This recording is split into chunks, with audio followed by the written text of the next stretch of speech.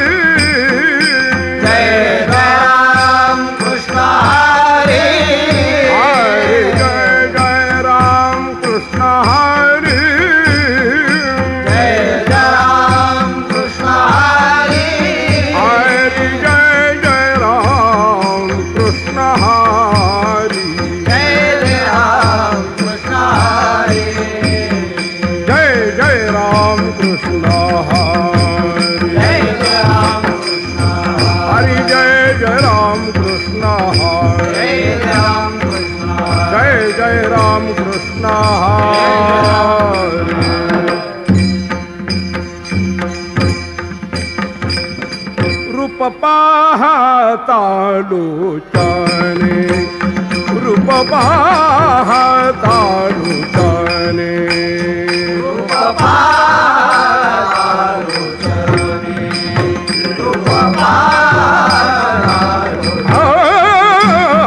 रूप पाहता लोचने रूप पाहता लोचने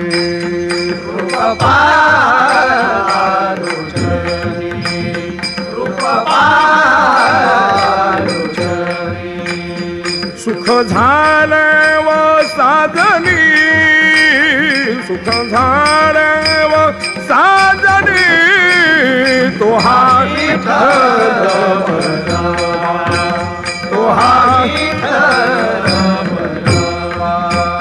तो हा माधव बलवा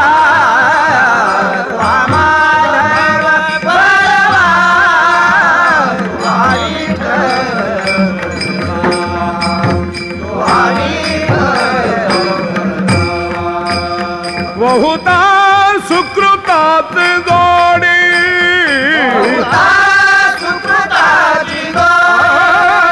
बहुता सुकृतात जोडी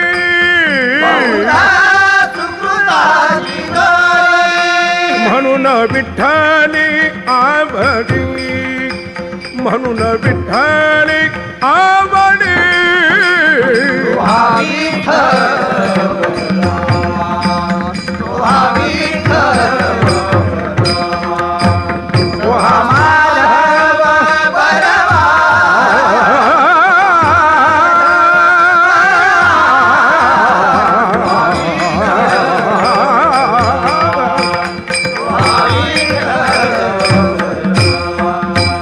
सर्व सुखाचे आगरा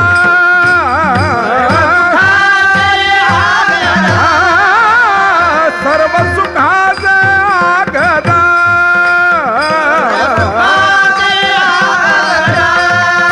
बाप रखुमा देवी भरा बाप रखुमा देवी भरा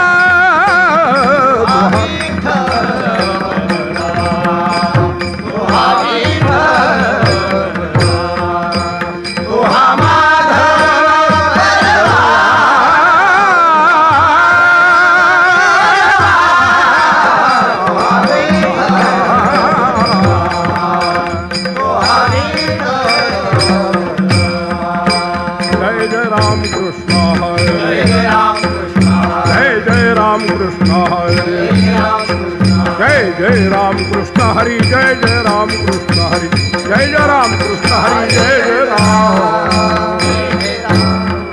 जय जय संत चरण राज लागता सहज वासने ते बिग जळून जाय वासने ते बिग जळून जाय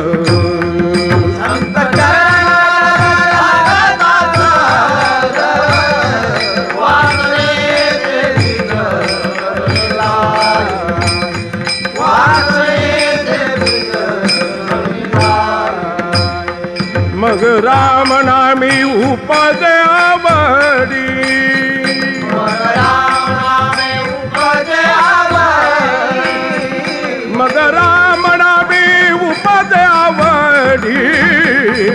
सुख घडोघडी वाढू लागे सुख घडोघडी वाढू लागे मग राम नामे उपजे आवडी सुख घडोघडी वाढू लागे सुख घडोघडी वाढू लागे कंठी प्रेम दाटे नेनी निरलोटे हृदयी प्रकटे नामरूप हृदयी प्रकटे नामरूप तुका म्हणे साधना सुलभ गोमट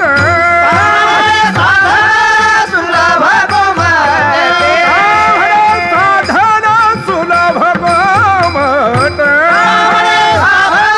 सुलभ गोमटे तुका म्हणे साधन सुलभ गोमटे परिमुपतिते पूर्व पुण्य परिमुपतिते पूर्व पुण्य मग राम नामी उपजे आवडी मग राम नामे उपजे आवडी मग राम नामी उपजे आवडी घडोघडी वाढू लागे सुख घडोघडी वाढू लागे कुठो पार घुमाई हो पार कुमारी विठो पार घुमाई हो पार कुमारी विठो पार घुमाई हो पार कुमारी विठो पार घुमाई हो पार कुमारी विठो पार घुमाई विठो पार घुमाई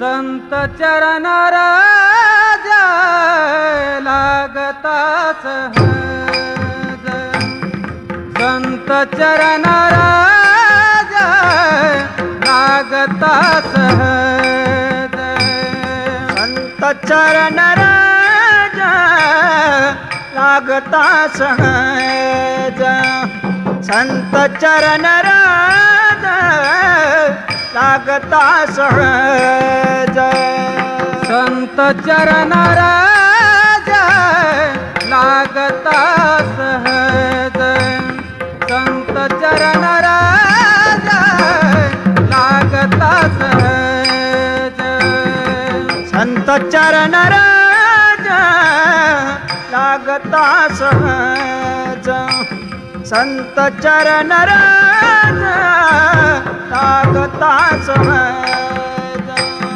वासनेचे बीज जळणी जाय वासनेचे बीज जळणी जाय मग राम नामी उपजे आवडी मग राम नामी उपजे आवडी वासनेचे बीज चळोनी जाय वासनेचे बीज चळोनी जाय मग राम नामी उपजे आवडी मग राम नामी उपजे आवडी सुख घडोघडी वाढो लागे आ आ आ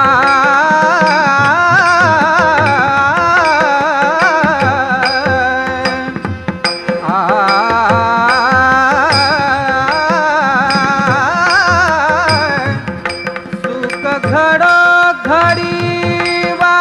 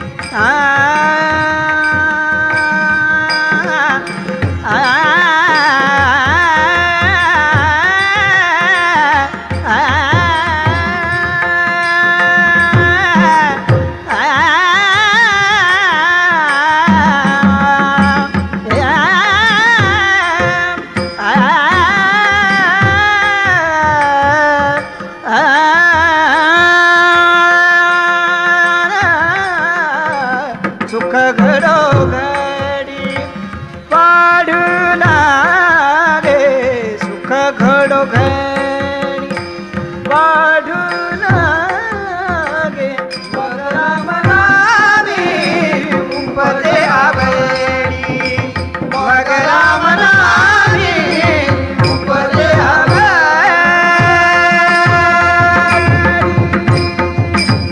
विठ्ठल विठ्ठल विठ्ठल विठ्ठल पुंडलिक वरदा हरी विठ्ठल श्री ज्ञानदेव संगमेश्वर महाराज की जय.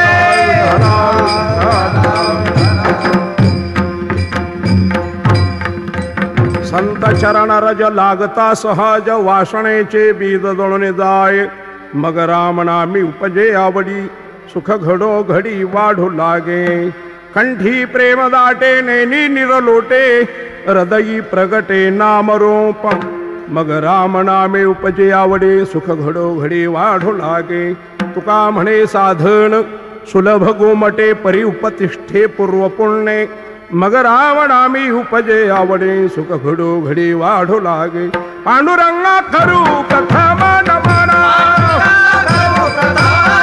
पांडुरंगा करू कथा मन मना सरे चरण धंदा जिया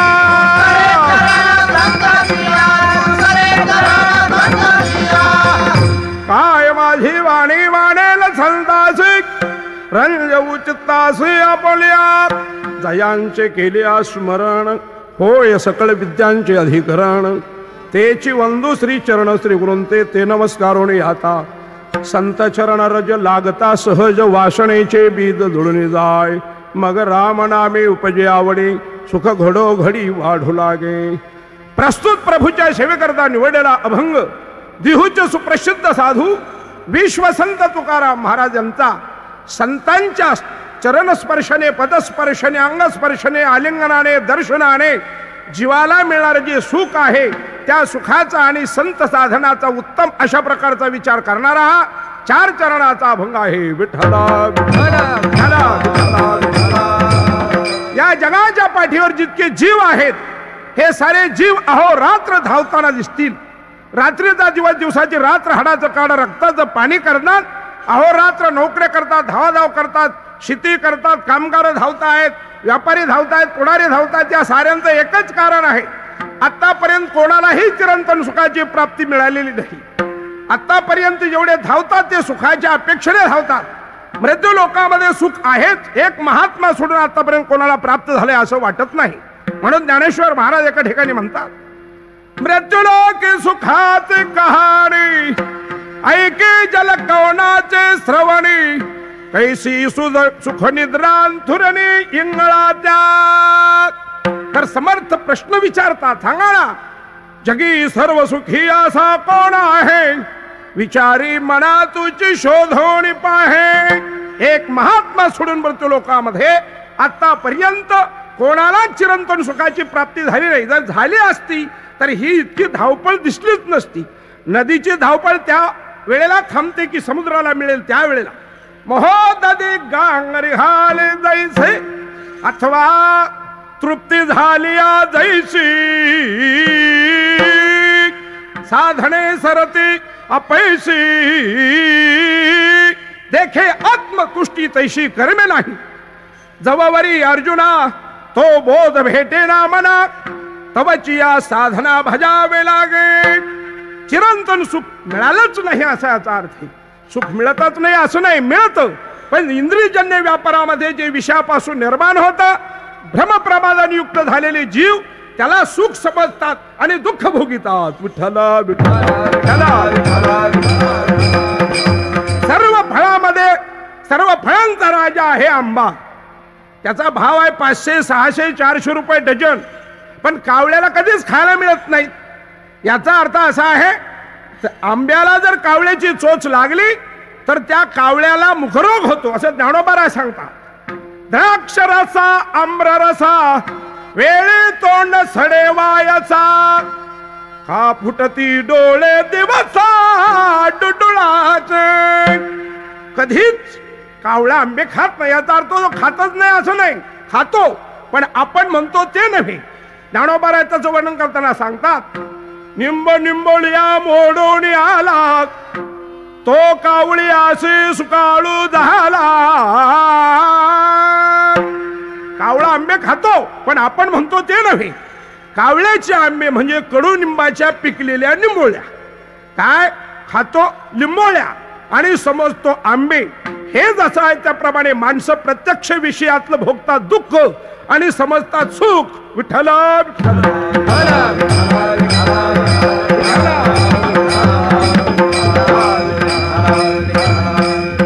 हाच प्रमाद आहे. त्याचं कारण असं आहे, जीव ज्याच्यामध्ये सुख पाहतो त्याच्यामध्ये सुख नाही असं वेदाने, शास्त्राने, संतांनी साऱ्याने प्रतिपादन केलं आहे. खेडेगावामध्ये एका बाईकडे 4 म्हशी होत्या. हा दृष्टांत काही आताचा नाहीये, ज्या काळात डेऱ्या नव्हत्या त्या काळाचा दृष्टांत आहे. ज्या काळात डेऱ्या नव्हत्या, मुलांच्या ढेऱ्या होत्या त्या काळाचा दृष्टांत आहे. त्या बाईकडे 4 म्हशी. दररोज मंथन करायचे आणि 2-3 किलोचा गोळा लोण्याचा विकायची. 200-250 रुपयाचा. तिच्या शेजारी दुसरी बाई राहत होती. विनाकारण तिच्या पोटामध्ये डबा उठायचा. ते म्हटले, मग तिलाच काय लोणी काढता येतं, मी काय वेडी आहे का? तिने पण अगदी तसाच कुंभाराकडून मोठा डेरा आणला, रवी आणली, दोर आणला, पण तिला एवढी अक्कल नाही. त्याच्यामध्ये पाणी ओतलं आणि 15 दिवस झालं मंथन करत होती, पण लोण्याचा गोळा निघाला नाही. याचा अर्थ असा आहे, ज्याच्यामध्ये नाहीच तर ते निघेल कुठून?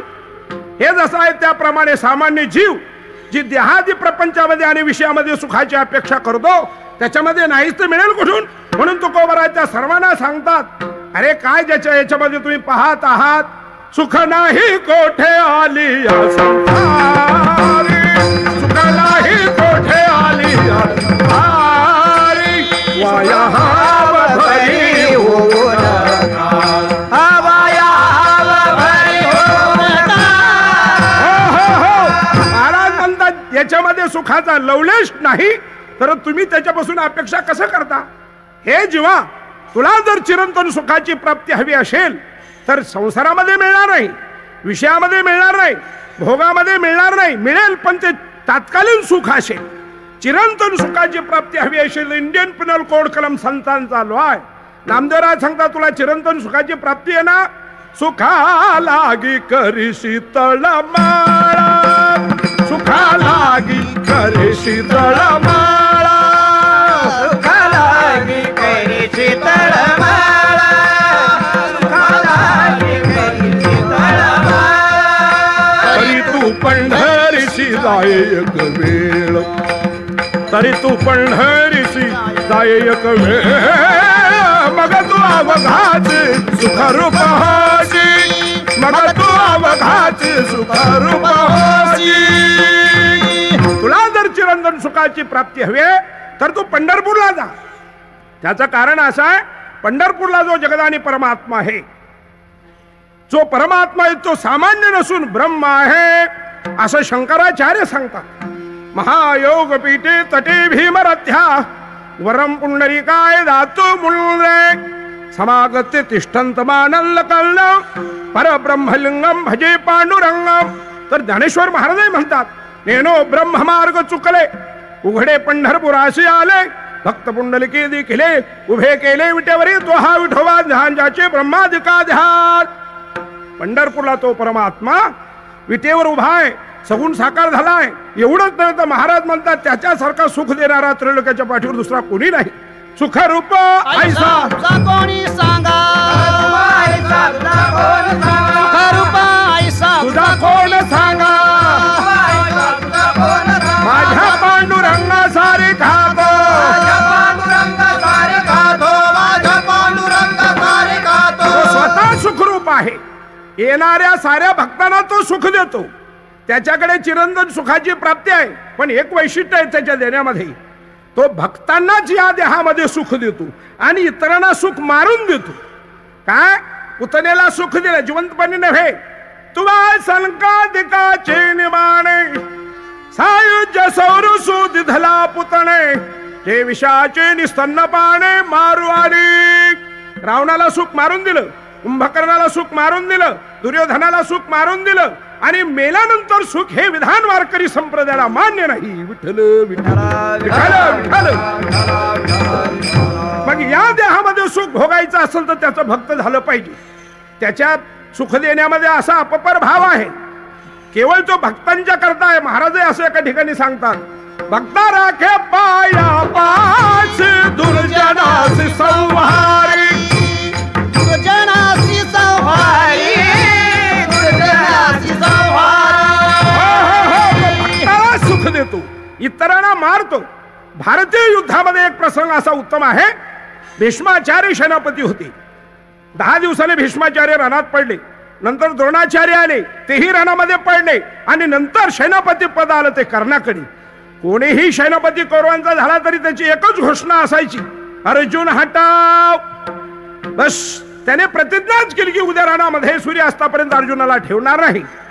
मग त्याच्या सारथ्याचं काम करण्याकरता पांडवांचा सखा मामा शल्य हा कौरवांच्या शिबिरामध्ये मुक्कामाला राहिला आणि त्यांचाच झाला. खरा तो पांडवांच्या बाजूने युद्ध करायला आला होता. त्यालाच रथाचं सारथ्य केलं.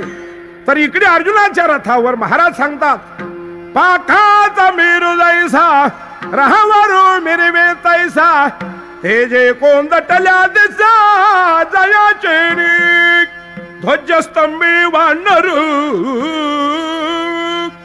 तो तव मूर्तिमंत शंकर, सारथी शारंग धरू अर्जुनेशी. भगवान परमात्मा सारथ्याचं काम करत होते. सकाळी युद्धाला प्रारंभ झाला. 2 रथ एकमेकाच्या समोर आले. एकमेकावर हजारो बाण सोडू लागले. लक्षावधी कोट्यावधी बाण सोडले. बाणाचा मंडप आकाशामध्ये जमा झाला. वाऱ्यालाही खाली यायला वाट नाही. सूर्याचं किरण येत नव्हते. साऱ्या योद्ध्याने आपापलं युद्ध संपवलं आणि कर्ण अर्जुनाचं युद्ध पाहू लागले. दुर्दैव त्या कर्णाचं, त्याचं आणि रथाचं चाक पृथ्वीमध्ये घुसलं. काही केल्याने घेना. एका हाताने तुनेरातून बाण काढत होता, कानाडी हाताने ओढीत होता, केव्हा बाण गुणी लावत होता, सोडत होता. एक हात चाकाला लावून चाकवर उपसत होता. दुर्दैव असं रथ तर बाहेर आलाच नाही, पण चाकाचा आरा निकडून हातात झाला. आणि मग त्याने हात वर करून सांगितलं अर्जुना, ए अर्जुना थांब, बाण टाकू नकोस. हे धर्मयुद्ध आहे. मी विरथी आहे, तू रथावर बसलेला आहे. माझ्यावर बाण टाकून हे टाकणं म्हणजे धर्माच्या विरुद्ध आहे. अर्जुन हा धर्माचा भोक्ता असल्यामुळे एक क्षणभर थांबला. भगवान श्रीकृष्णाने पाठीमागे पाहिलं तर अर्जुन थांबला. विचारलं, का रे अर्जुना थांबला? तो म्हणे, देवा कारण हा धर्मनिधी बोलतो आहे आणि जो धर्माचं विषद करतोय, धर्मनिधीचं विषद करतोय, त्याच्यावर बाण टाकणं हे माझ्यासारख्याला शोभून दिसणार आहे. भगवान म्हणले, वेड्या, याला धर्माची काय अक्कल आहे? त्यावेळेला आता धर्म कुठे गेला होता?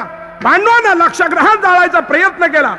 भीमाला अन्नामध्ये विष दिलं, त्यावेळेला धर्म कुठे गेला होता? टाक बाण. पण कर्ण सावध होता. त्याने त्यावेळी अर्जुनाचा बाण तोडला. 2 हात वर करून सांगितले, अर्जुना थांब, बाण टाकू नकोस. हे योग्य नाही, हे कुरुक्षेत्र आहे. इथे यापूर्वी अनेक वेळा यज्ञ झालेले आहेत. त्या पुण्यभूमीमध्ये तू धर्माने मला मारू नकोस. अर्जुन थांबला. भगवान कृष्ण म्हणले, काय वेड्या थांबतोस तू?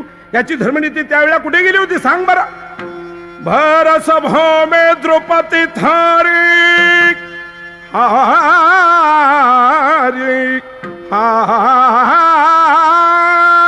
भर सभेमध्ये द्रौपदीला विवस्त्र करायचा प्रयत्न केला त्या दुष्टांनी. त्या सभेमध्ये हा कर्णय होता. त्यावेळेला याची कुठे गेली होती धर्मनीती? टाक बाण. बाण टाकला, पण त्याही वेळेला कर्ण सावध होता. बाण तोडला. हात वर करून सांगितले, अर्जुना तुझ्यासारखा सूर्य त्रिलोकीच्या पाठीवर कुठेच नाही. तुझा नाव लौकिक आहे, ज्ञानोबराय वर्णन करता. जेने संग्रामी हरुजन दिला, निवांत कवचाचा ठाव भिडिला, पवाडा तुवा केला गंधर्वेशी, अर्जुना तुझे पाडे. अरे अर्जुना, तुझ्यासारखा शूर पराक्रमी वीर जगाच्या पाठीवर कोणी नाही. तर मी सांगतो ते कर. काय कर? युद्ध करू नको. देवाने मनात आणलं, अशा वेळेला जर याला मारलं नाही तर हा मरणारच नाही. देवाने सांगितलं, अर्जुना टाक बाण काढ्याचा काटा.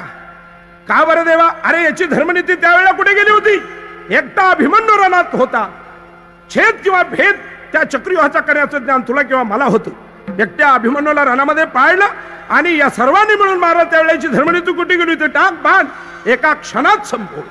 तात्पर्य असं आहे की देव सुख देतो, पण आपल्या भक्तांच्या कर देतो, तो इतरांना नाही. महाराज म्हणतात भक्त नाही झाला तर परमात्मा सुख दिलेच असं स्वप्नातही आणायचं नाही. मग देवाकडून सुख मिळायचं असेल तर अत्यंत अवघड आहे. महाराज म्हणतात आपण भक्त बनूच असं नाही, बनलं तरी त्याला आवडेल असं नाही.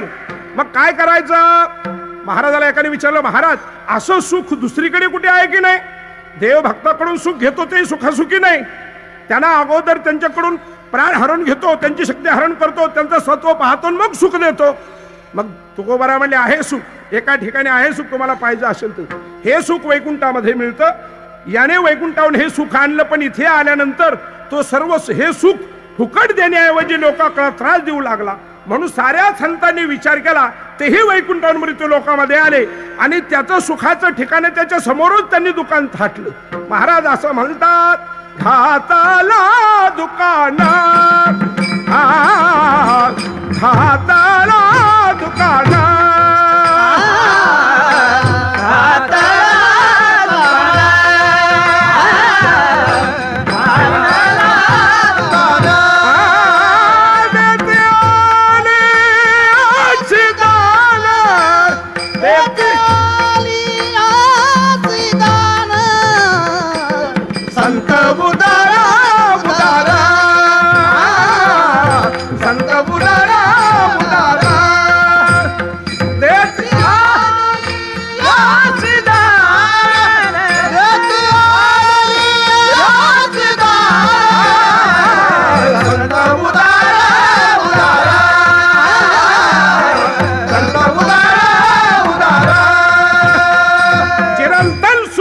जसं देवाकडे आहे तसं संताकडे आहे. एका जनार्दनी मांडिले दुकान देतो मोले विण सर्व वस्तू. जे सुख देवाकडे मिळतं ते सुख महात्म्यांच्याकडे मिळतं, उलट त्याही पेक्षा काकणभर जास्त. देवाकडे देह द्यावा लागतो, देवाकडे संपत्ती द्यावा लागते, देवाकडे प्राण अर्पण करावा लागतो. तसं संतांच्याकडे नाही. संतांचं सुख मिळवण्याकरता संतांनी साऱ्याला सांगितलं की काही घ्या, देतो मोले विण सर्व वस्तू. देवाकडे सुख घेण्याकरता भक्त लागतो, अधिकारी लागतो. संताकडे अधिकारी लागत नाही. यारे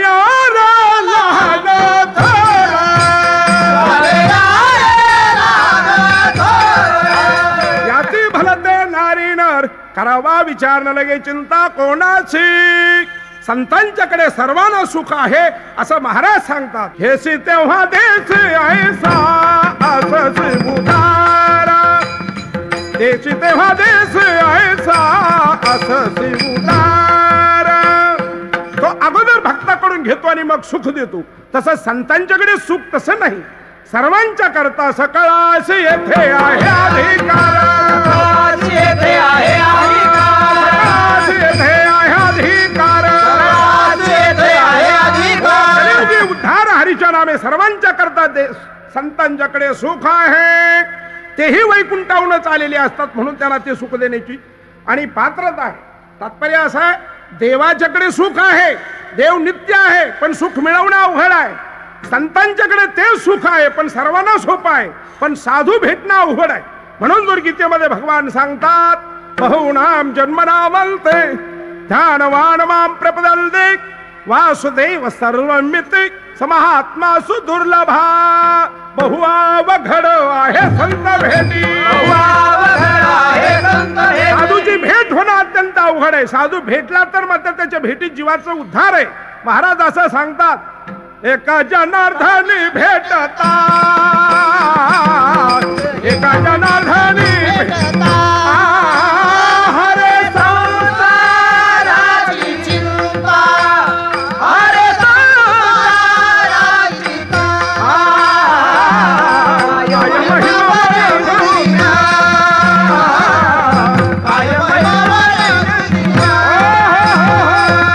महात्मा भेटला तर जीवाचं चिरंतन सुख प्राप्त होतं, पण भेटत नाही. साधूच्या भेटी करता विशिष्ट प्रकारची पुण्य लागते असे भागवतामध्ये नाथ महाराज म्हणतात. नाथ महाराज म्हणतात, निष्कामता निजदृष्टी अनंत पुण्य कोट्यान कोटी, रोकड्यालाही जे साठवाटे तैच होई जे भेटी हरिप्रियाची. ती पुण्य नसल्यामुळे साधूची भेट होत नाही असा अर्थ आहे. महाराज म्हणतात, जरी साधूची भेट नाही झाली, ज्याप्रमाणे साखर कोणत्याही अंगाने चाखली तरी गोड असते, अथवा चंदनाचे हात पायही चंदन, चंदनाचं खांद्या खोड झाड मूळ फूल फळे हे सर्व चंदन रूपच असतं. त्याप्रमाणे साधूच्या कोणत्याही बाजूने जीवाशी संबंध आला तरी जीवाचा उद्धार आहे. भेट नाही होत, जर भाग्यवशात साधूने आलिंगन दिलं तर त्या आलिंगनामध्ये फार मोठं फल आहे. महाराज म्हणतात आलिंगन घडे मोक्ष सायुज्यता जोडे, मोक्ष सायुज्यता जोडे, मोक्ष सायुज्यता जोडे. आलिंगनाला दोन प्रतिबंध आहेत. आलिंगन कोण कोणाला देतं? एखादा आजोबा 90 वर्षाचा 15 वर्षाच्या नातवाला आलिंगन देत असतो काय? तर याचा अर्थ नाही, कारण वयामध्ये विषमता आहे. बरं, वय जरी सारखा असला आणि अधिकारात विषमता असेल तर एकमेकाला आलिंगन देत नाही. उदाहरणार्थ मॅजिस्ट्रेट आहेत, ते बिलिपाला आलिंगन देणार नाही जरी वय सारखं असलं तरी. त्याचं कारण असं आहे, वयामध्ये फरक आहे. अधिकारही पाहिजे, वयही पाहिजे आणि समानताही पाहिजे. भगवान श्रीकृष्णाने अर्जुनाला आलिंगन दिलं, पण अगोदर नव्हे. अर्जुनाने रथाखाली उडी टाकली, समोर पाहिलं भीष्माचार्य द्रोणाचार्य कृपाचार्य अश्वत्थामा कर्ण विकर्ण आदी मंडळी पाहिली. अर्जुनाने मनामध्ये विचार केला, हे भगवान, यांना मारणं म्हणजे पाप करणं आहे, गुरुला मारलं म्हणजे पाप करणं आहे. तेव्हा अर्जुनाने रथाखाली उडी टाकली. विसृजे शशरम चापम शोकम संविघ्न मानसा, रथाखाली उडी टाकून दिली. सांगितलं मी युद्ध करणार नाही. भगवान रागवले, अर्जुना काय रे नामर्दासारखं बोलतोयस, युद्ध करणार नाही? अर्जुनाच्या ठिकाणी झालेला जो विषाद आहे, भ्रम प्रमाद आणि मोह बरोबर विषाद, हा विषाद घालवण्याकरता भगवंताने अर्जुनाला गीतेचे 18 अध्याय सांगितले. आणि शेवटी अर्जुनामध्ये परिवर्तन झालं. भगवंताने विचारलं, काय अर्जुना, मी आतापर्यंत गीताशास्त्र सांगितलं, तुला कळलं का, पटलं का? अर्जुन म्हणतो, देवा गुंतल हो तो अर्जुनपणे, मुक्त झालो तुझेनीपणे, आता सांगणे पुसणे दोन्ही नाही. ज्ञानोबा राय त्याचं बहरदानी वर्णन करतात. पूर्ण ब्रह्म झाला पार्थ, परिसाधा वया पुढील कार्यार्थ, मर्यादा श्रीकृष्णा तू लंघोने दे. आणि मग अर्जुन हा पूर्ण ब्रह्म झालाय गीता श्रवणाने, म्हणून भगवंत अर्जुनाने मग तो सावळा सकंकन बाहू पसरोणी दक्षिणू आलिंगला स्वशरणू भक्तराज कीर्ती. मग भगवान कृष्णाने अर्जुनाला आलिंगन दिलं. केव्हा? अर्जुन पूर्ण ब्रह्म झाला त्यावेळेला. भगवंत परब्रह्मच होते, म्हणजे आलिंगना करता समान सत्ता असावी लागते, तेव्हा आलिंगन घडतं. संतांनी आलिंगन द्यायचं असेल तर तुम्ही संत म्हणा. तुका म्हणे अंग व्हावे ते आपण, व्हावे ते आपण, तरी तो महिमान, तरी तो महिमान येईल कळो. आपण स्वतः साधू झाल्याशिवाय साधू आलिंगन देणार आहात, हा पहिला प्रतिबंध आहे. आणि दुसरा प्रतिबंध आहे बहुअवघड आहे संत भेटी. हो, अगोदर भेटत नाही तर आलिंगन कसं घडेल? म्हणून आलिंगनही घडणार नाही. आलिंगनात फल आहे, पण भेट नसल्यामुळे आलिंगन नाही. चला पुढे. महाराज म्हणतात प्रमाण क्रमांक 3, नाही भेट नाही आलिंगन नसू द्या, त्यांनी नुसतं दर्शन जरी दिलं, त्या दर्शनामध्ये सुद्धा फल आहे. काय फल आहे? दर्शनी हा लाभ, संत दर्शनी हा लाभ, पद्मनाभ जोडला, पद्मनाभ जोडला, संत दर्शनी हा लाभ, संत दर्शनी हा लाभ. संतांच्या दर्शनामध्ये फल आहे. काय? पद्मनाभ जोडला.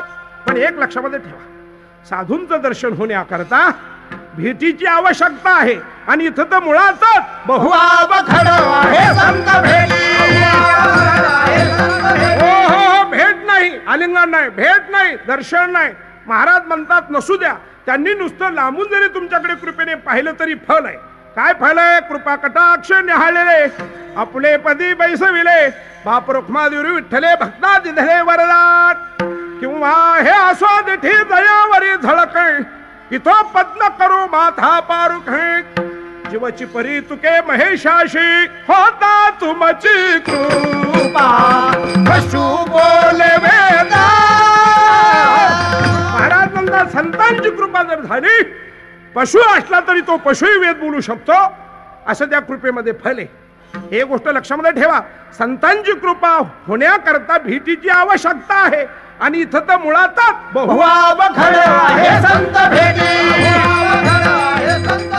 भेट नाही, आलिंगन नाही, भेट नाही, दर्शन नाही, भेट नाही, कृपा नाही. महाराज म्हटले नसू द्या. महात्मे ज्या मार्गाने पुढे गेलेले आहेत, तुम्ही जरी त्या मार्गाने गेलात तरी त्याच्यामध्ये सुद्धा जीवाचा उद्धार आहे. असं निळोबाराय सांगतात. मार्ग दावणे गेले आधी दयानिधी संत तेनेच पंथे चालू जाता न पडे उंता कोठे काही. त्या रस्त्याने जरी गेला तरी जीवाचा उद्धार आहे. पण एक लक्षामध्ये ठेवा, हे महात्मे त्या रस्त्याने गेलेले आहेत हे माहीत होणं म्हणजे भेट होणं. आणि इथं तर मुळातच बहुआवघड आहे संत भेटी. बहुआवघड आहे संत भेटी. अर्थात भीतीवर अवलंबून इथे भेट नाही. त्यामुळे या बाकीच्या प्रकरण घडणं शक्य नाही. याच्यामध्ये साधूंच्या जीवनाचे जीवाशी जसा निगडीत संबंधित असे 5 उपपत्त्या मांडले आहेत. महाराज म्हणतात भीतीवरच अवलंबून त्या उपपत्त्या. भेट नसेल तर पुढली प्रक्रिया घडणं शक्य नाही. तरी तुकोबारा म्हटले न घडू द्या. महात्मे केव्हा तरी गेलेले आहेत. 700-750 वर्ष झाले त्या मार्गाने महात्मे गेलेले, ते तुम्हाला माहिती पण नाही. तुमची भेट पण झालेली नाही. तुम्हाला ते दिसले पण नाहीत. तुम्ही त्या रस्त्याने चुकून गेलात, नकळत गेलात. त्या महात्म्यांच्या पदस्पर्शाने पवित्र आणि पुनीत झालेला एखादा रजकण सहज जरी नकळत तुम्हाला लागला तरी त्याला सुद्धा फल आहे. काय फल आहे? वासनेचे बीज जळून जाय. वासनेचे बीज जळून जाय. वासनेचे बीज जळून जाय. संत चरणाराजा, संत चरणाराजा लागता सहजा. संत चरणाराजा वासनेचे बीज जळून जाय. वासनेचे बीज जळून जाय. सोनी जाय मगरा मगरावनावे उपदे आवरी.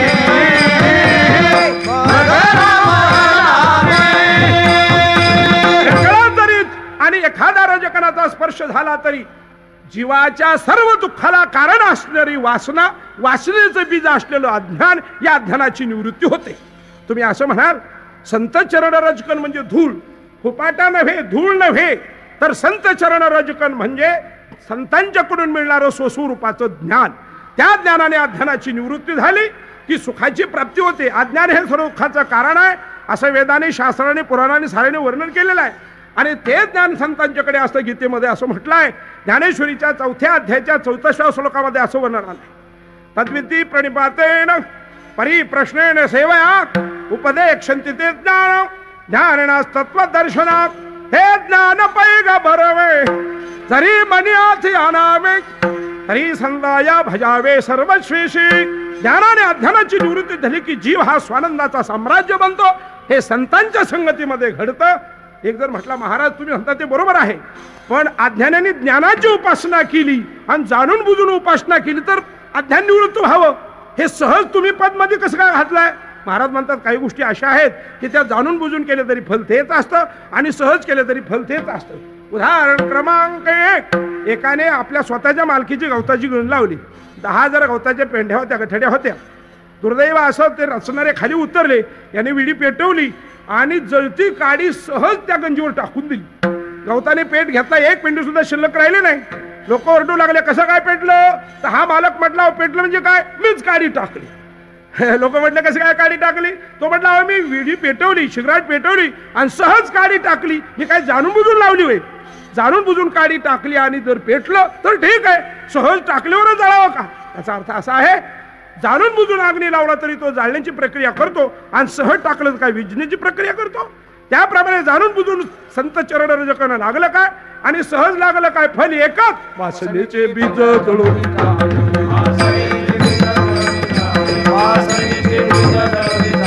उदाहरण क्रमांक 2, आमच्या आष्टीला एक काकडे हॉस्पिटल आहे. त्या काकडे हॉस्पिटलला माझा मुक्काम पाडला होता. एकाने एंट्री घेतला आणि तो तिथे आला. पहाटे पहाटे डॉक्टरने त्याचं विष उतरवलं. तो चांगला शुद्धीवर आला. मी त्याला विचारलं का रे मला तू विष का घेतलं? तो म्हटला महाराज मी कॉलेजमध्ये होतो 15वीला. घरून डबा यायचा, पैसे यायचे, डबा जेवण जेवायचो आणि पैशाचं पिक्चर बघायचो. परीक्षेला बसलो, अख्खाच्या अख्खा नापास झालो, अर्धा पाव पाहून सुद्धा नाही. बरं मग घरची लोक बोलतील घरी गेल्यानंतर त्यांना दम देण्याकरता म्हणून मी आज सहज एंड्रीन पेलो. एंड्रीन म्हणजे थोडं नव्हे, 200 मिलीलिटरचा डावा पिला. म्हटलं अरे वेड्या, मग मेला असतं तर काय झालं असतं. मग तो म्हटला महाराज मी काय जाणबुजून पेलोय का, सहज तर पेलो मी. अरे ते एंड्रीन आहे, सहज पिलं तरी हो, जाणून बुजून पेलं तरी मरल आणि सहज पेलं तर जगेल. मारण हा त्या विषयाचा स्वभाव धर्माचा आहे. त्याप्रमाणे जाणून बुजून जरी संत चरण रज करणं लागलं तरी फलतेच आणि सहज लागलं तरी फलतेच. वासनेचे बीज जळून जाय, वासनेचे बीज जळून जाय, वासनेचे बीज जळून जाय. आमच्या संगमेश्वराच्या मंदिरावर मी मुक्कामाला होतो काही दिवस. तेव्हा एक ग्रस्त माझ्याकडे आला, असा हात धरून आलता, मोठ्याने ओरडत आला होता, बाबा मला विंचू ढकला, बाबा मला विंचू ढकला. त्याने त्याला कोणीतरी सांगितलं की बाबाला त्याचे मंत्र येतात. वास्तविक बाबा लोकांना काही येत नसतं असं याचा अर्थ. त्यातली त्यात मला तर काहीच येत नाही, हे महत्वाचे. मग तो आला, पण तो कसा तरी ओरडत होता, मला काही सहन झालं. मी म्हटलं वा तू काय मोठ्याने ओरडू नकोस, तू जर मोठ्याने ओरडला तर माझे मंत्र उलटे फिरतात. मग तो गप बसला.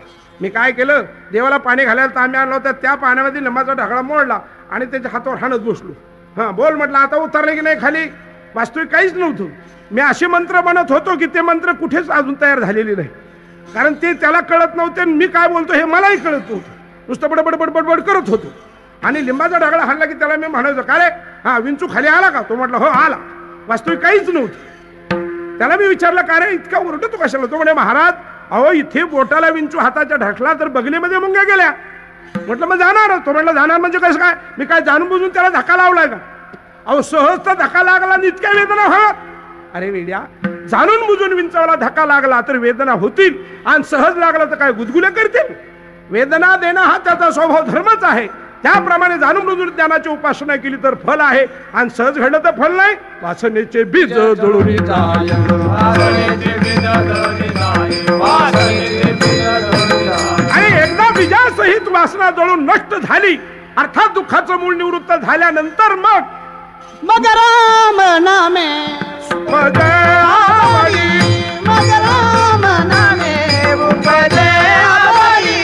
सुख घडा वाढू लागे, सुख घडी वाढू लागे. मग राम नामे उपजे आवडी, मग राम नामे उपजे आवडी. मग त्याला राम नामाबद्दल आवड उत्पन्न होती आणि राम नाम आवडीनं तो घेऊ लागला. अज्ञानाचं बीज निवृत्त झालं की त्याचा परिणाम होतो. सुख घडो घडी वाढो लागे. एक जण म्हटला महाराज या 3 प्रक्रिया एका ठिकाणी घडलेल्या आहेत. बीजासहित वासना जळून नष्ट झाली अंतःकरणामध्ये, राम नामाबद्दल आवड उत्पन्न झाली अंतःकरणामध्ये, सुखाची अभिवृद्धी झाली अंतःकरणामध्ये. सुख अंतःकरणात वाढलं हे ओळखण्याचे काही लक्षणं आहेत काय. महाराज म्हणतात तर सुख अंतःकरणामध्ये वाढलं हे जाणण्याकरता काही प्रक्रिया आहेत. सामान्य विषय अंतःकरणात जर बाहेर येतो तर इंद्रियद्वारा सुख येणार नाही का. महाराज हेच अभंगाच्या 3ऱ्या चरणामध्ये म्हणतात, कंठी प्रेम दाते नैनी कंठी प्रेम दाते नैनी रूदी. कंठी प्रेम दाते नैनी निरलोकी, कंठी प्रेम दाते नैनी निरलोकी. हृदय प्रगटे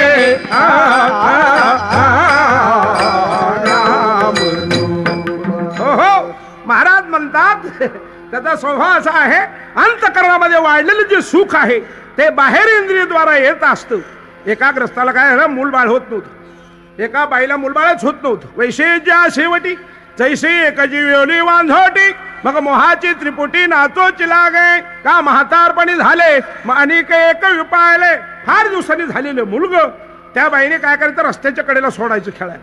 अशी नटायची माझी आचडं माझी बछडं राजू रुपडं सोन्याचं तुकडं. खरं होतं ते माकड छापच, पण बाई आपली त्याला नटायची. रस्त्याच्या कडेला खेळायला लावायची. कोणी एखादा ग्रस्त त्या रस्त्याने चालला, हे माझा मुलगा खेळतो तुला कळत नाही का, पलीकडून जा. सरकारी रस्ता 33 फुटाचा पण तो रहदारीला बंद झाला. 3 वर्षानंतर एक गृहस्थ चांगली बैलाची जोड टांग्याला झुपल्याने तो टांगा त्याच रस्त्याने नकळत घेऊन आला. बैला ऐकेनात. मुलगा रस्त्याला खेळत होतं. त्याने सांगितलं, हो बाई मुलगा उचला मुलगा उचला. 15 मिनिटं ओरडला पण बाईने मुलगा उचललं नाही. अखेर जी गोष्ट घडून येईल तीच घडली. ती गाडी त्या मुलाच्या अंगावरून गेली. मुलगं वारलं. मग बाई काय गप्प बसेल. मॅजिस्ट्रेटकडे गेली, फिर्याद दिली. माझ्या संपत्तीवर डोळा ठेवून या सद्ग्रस्ताने माझं मुलगा मारलं तरी सरकारने खुनाचा बदला खून याला फाशी देण्यात यावी अशी मागणी केली. बाई राहिली मॅजिस्ट्रेट समोर उभी. हाय मॅजिस्ट्रेट समोर उभा राहिला. बाई फिर्यादीचे पिंजरा 10 आरोपीच्या पिंजऱ्या. बाईने सांगितलं मला सूचना दिली नाही, हाक मारली नाही, जाणून बुजून न कळत काही न बोलता माझ्या मुलाच्या अंगावरून गाडी घालून माझा मुलगा मारला असं बाईचं झालं.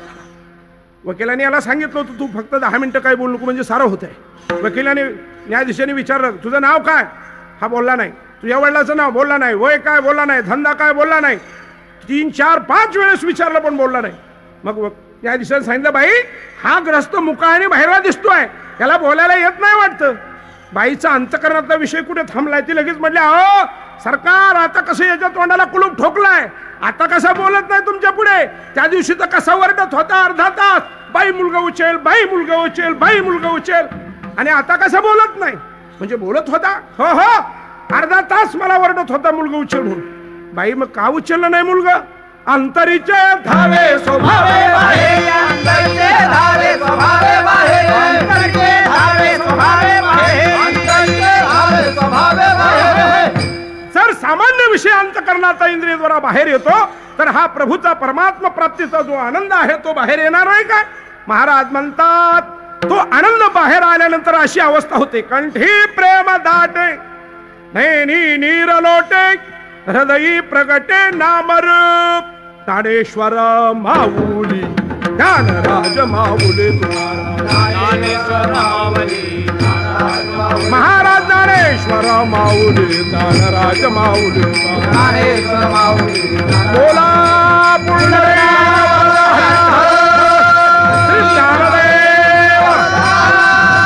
संगमेश्वर महाराज माऊली माऊली ज्ञानेश्वर माऊली ज्ञानराज माऊली.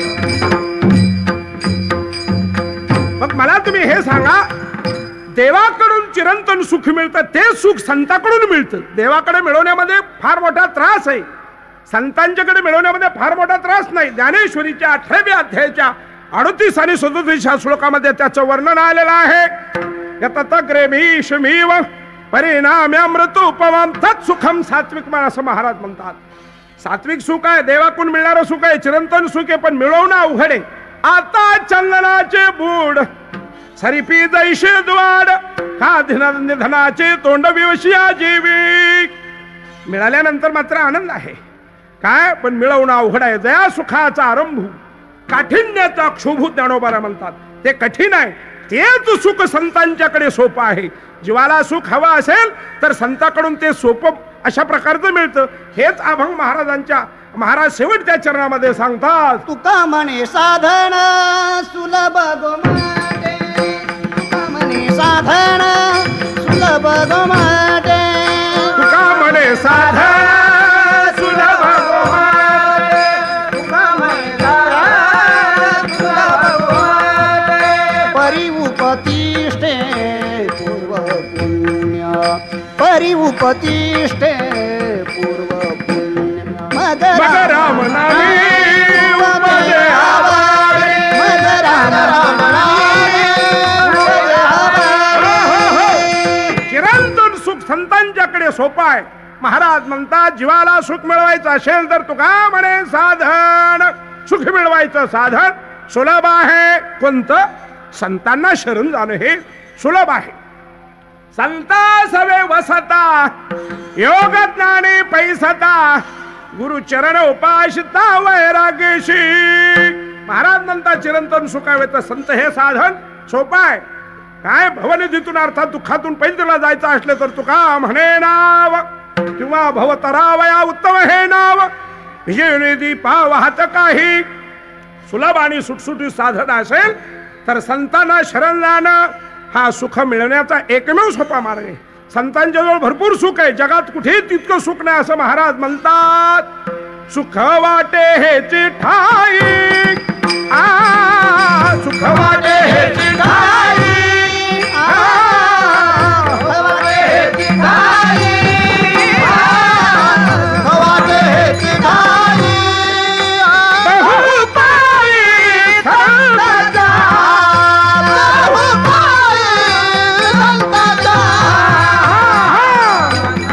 गेला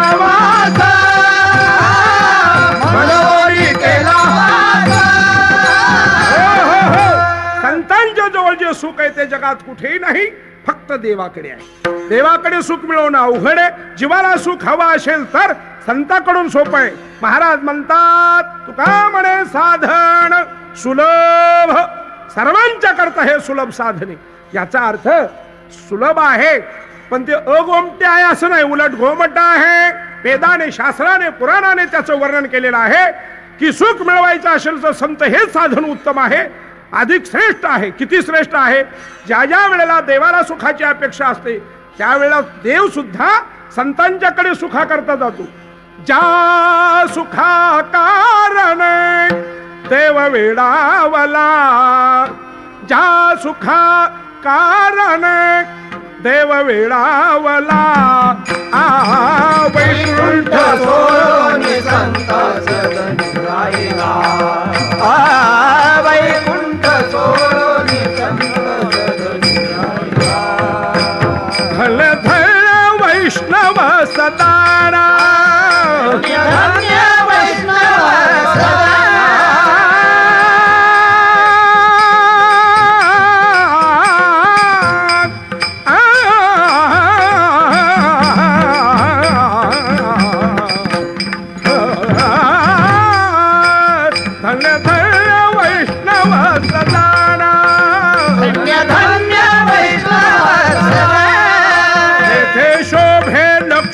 सहित नारायण त्या सुखाचा देव वेडा.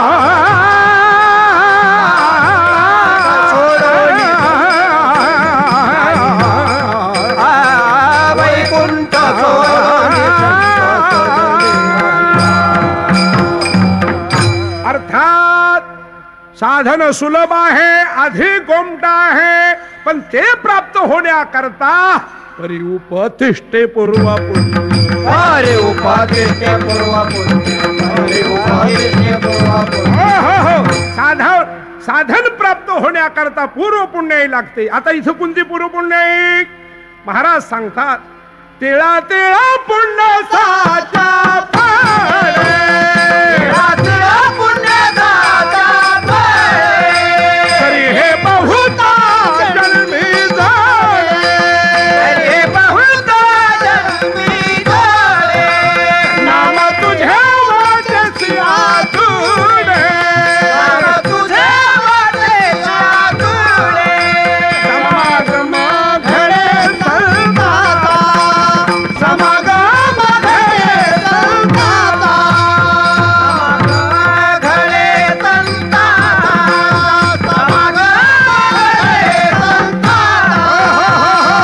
महाराज म्हणतात, साधूची प्राप्ती होण्याकरता, साधूची भेट होण्याकरता, साधूचा संग प्राप्त होण्याकरता माझे गुरुवर्य वैकुंठवासी वामन भाऊ महाराज सांगायचे, त्याच्याकरता पूर्व पुण्य पाहिजे. पूर्व पुण्याशिवाय साधू भेटणार नाही, आणि साधू भेटला नाही तर जीवाचं कल्याण होणार नाही. साधू हेच सर्वश्रेष्ठ अशा प्रकारचं साधन आहे.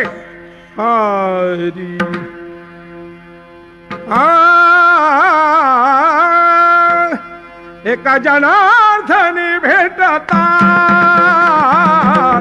एका महाराज म्हणतात, साधू भेटला तर जीवाचं कल्याण आहे, हे याच्यातलं वर्म आहे. असो, तात्पर्य असं आहे या अभंगामध्ये महाराज म्हणतात, चिरंतन सुखाची प्राप्ती हवी असेल तर साधूची सर्वात सोपा अशा प्रकारचं सुटसुटीत आणि उत्तम प्रकारचं साधन आहे असं महाराज म्हणतात. तुका म्हणे साधन सुलभ गोमाटे. तुका म्हणे साधन सुलभ गोमाटे.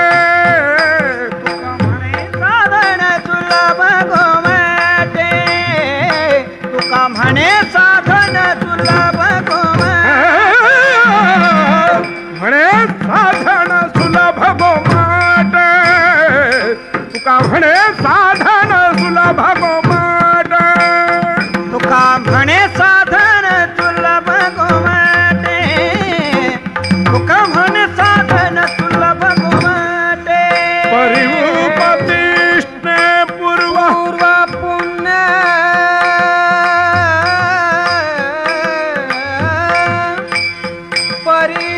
परिउपतिष्ठे पूर्व पुण्य. परिउपतिष्ठे